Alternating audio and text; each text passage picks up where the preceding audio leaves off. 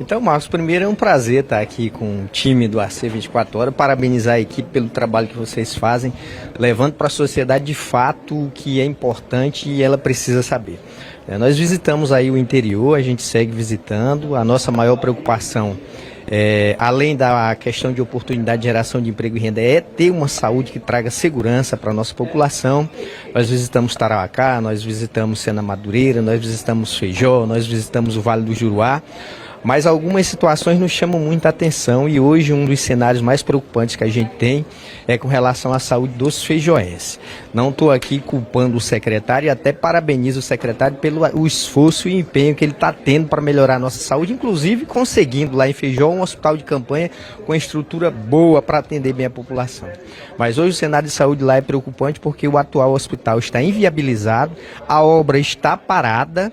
Eu já fiz a solicitação enquanto Comissão de Saúde dos motivos da obra do novo hospital estar parada, não tinha um operário e o mais preocupante, o atendimento sendo feito em setores de puxadinho, onde quando chove molha, quando o sol chega atinge os profissionais e os pacientes e não tem um local, por exemplo, para atender uma emergência cirúrgica. Se hoje um feijoense levar um tiro na barriga, por exemplo, uma facada, um trauma forte, ele vai morrer, porque ele precisa ser transportado para Cruzeiro e isso leva no mínimo 3 horas e meia. E com a hemorragia interna você com 15, 20 minutos morre. Então é um cenário preocupante. A gente já fez o pedido para o secretário para conversarmos sobre a situação e tentar resolver. O novo hospital que vai funcionar em forma de campanha, ele tem uma estrutura boa, mas está faltando um reator para ter energia suficiente para suprir esse hospital e a Energisa ainda não providenciou. Então a gente chamou a atenção, sentamos com o prefeito e agora vamos com o secretário para viabilizar. O que não pode é os 40 mil feijoenses ficar nessa situação. Deputado, tem essa situação da questão estrutural das unidades de saúde, mas também tem a questão do PCCR, a valorização dos servidores da saúde, que é uma causa que o senhor vem abraçando desde então. Como é que está isso? Em 2025 pode sair algo em relação a isso? Existe uma tratativa com o governo? Em que pé está essa negociação? É um ponto ímpar e para nós, enquanto parlamentar, Marcos, eu não nego para ninguém. A nossa maior missão aqui na Assembleia é de conseguir reformular o plano de carreiras da saúde que está há 24 anos parado. E aqui eu tenho que reconhecer o esforço do atual secretário, junto com a sua equipe, o Pedro, e também da Casa Civil, onde já foi reformulado, já foi editado um novo plano com as novas planilhas e os novos valores.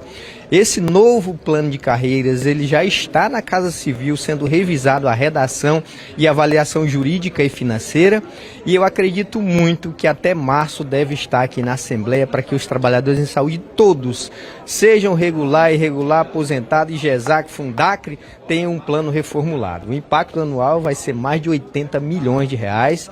Eu fiquei feliz porque com a última análise de gasto de pessoal, o governo conseguiu reduzir o índice, nós estamos apenas 0,02 pontos percentuais acima, mas acredito que em abril, quando sair a nova análise, nós vamos ter a brecha para realizar o plano de a reformulação do plano de carreira dos nossos trabalhadores.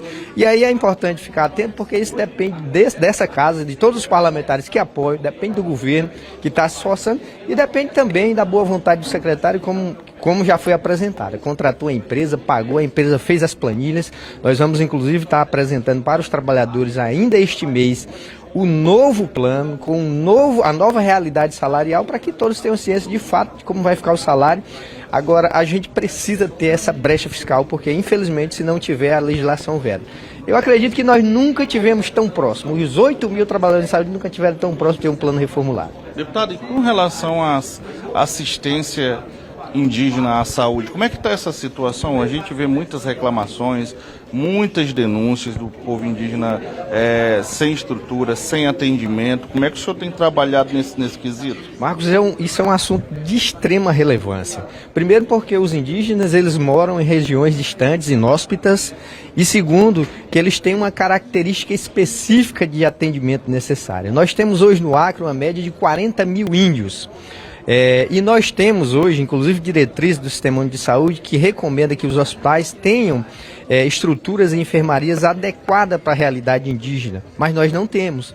E muitos dos índios, quando precisam de atendimento, de internação, eles são muitas vezes discriminados e não têm esse espaço adequado. Além disso, nós já sentamos com a coordenação do Departamento Sanitário Indígena aqui do Alto Acre, do Juruá. Nós vamos estar fazendo uma audiência pública para discutir a regulação e assistência à saúde indígena, porque esses 40 mil indígenas são seres humanos, precisam ser atendidos e de acordo com as suas especificidades. Por exemplo, o indígena, ele não tem costume de estar em cama, em leito. Então nós precisamos de enfermarias com rede, com a estrutura adequada para ele, porque a realidade dele é outra. Muitas vezes os indígenas, quando são hospitalizados, eles têm alta porque não têm a condição adequada para atender, não tem a estrutura. E muitas vezes as próprias equipes, a gente recebeu inclusive denúncia dos indígenas, que algumas equipes discriminam. A gente precisa rever isso, além da regulação. A pessoa está lá no Alto Rio e Vira, por exemplo, o indígena tem um problema grave, precisa ter um sistema de regulação para trazer ele para ter assistência adequada, além da parte de financiamento, regulação, apoio laboratorial e estrutura.